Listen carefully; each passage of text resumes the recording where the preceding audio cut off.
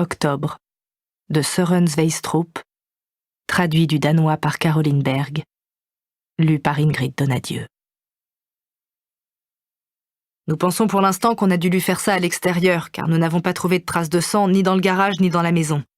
J'ai demandé à mes assistants de fouiller soigneusement le garage pour vérifier la présence éventuelle de gaffeurs, de liens en plastique, d'outils de jardinage et de bricolage, pour l'instant sans résultat. Nous nous étonnons également de ne pas encore avoir retrouvé la main manquante, mais nous poursuivons nos recherches. Peut-être qu'un chien l'a emporté ? La suggestion émane de S, qui arrive par le jardin et vient de traverser la haie. Il regarde rapidement autour de lui en frissonnant sous la pluie, et Gens lui jette un regard surpris. Sans trop savoir pourquoi, Tulin est agacée par la remarque, même si elle se rend compte qu'il n'a pas forcément tort. « Gens, je te présente S. Il est avec nous pour quelques jours. »« Bonjour, bienvenue. » Gens lui tend la main, mais S fait un mouvement du menton vers la maison voisine. « Quelqu'un a entendu quelque chose ?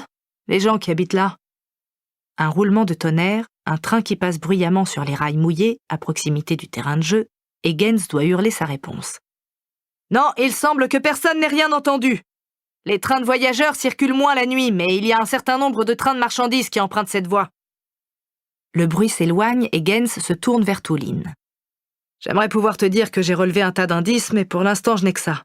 Et je crois que je n'ai jamais vu une victime aussi mal en point. »« Ça, c'est quoi ? » ?»« Quoi donc ? » ?»« Ça, là. » Gens est toujours accroupi à côté du cadavre et il doit se relever pour voir ce qu'elle veut lui montrer. Derrière la victime, un objet entortillé dans une ficelle se balance à une solive de la minuscule véranda. Gens démêle la ficelle et l'objet se met à osciller librement. Il s'agit de 2 marrons superposés, reliés l'un à l'autre. Un petit en haut et un plus gros en bas. Le marron supérieur est percé de 2 trous pour figurer des yeux. Dans celui du bas, on a enfoncé des allumettes en guise de bras et de jambes. C'est une petite figurine, composée de 2 boules et de 4 brindilles. Cela n'a rien d'effrayant. Pourtant, l'espace d'une seconde, le cœur de Tulin s'arrête sans qu'elle soit capable de dire pourquoi. « Oh, un bonhomme en marron !» s'exclame S. « Vous croyez qu'on devrait l'interroger ?» S regarde Tulin d'un air innocent. Apparemment, les blagues de flics au ras des pâquerettes ont cours aussi à Europol. Elle ne s'abaisse pas à lui répondre. Gens et elle ont le temps d'échanger un regard avant que ce dernier soit interpellé par l'un de ses assistants.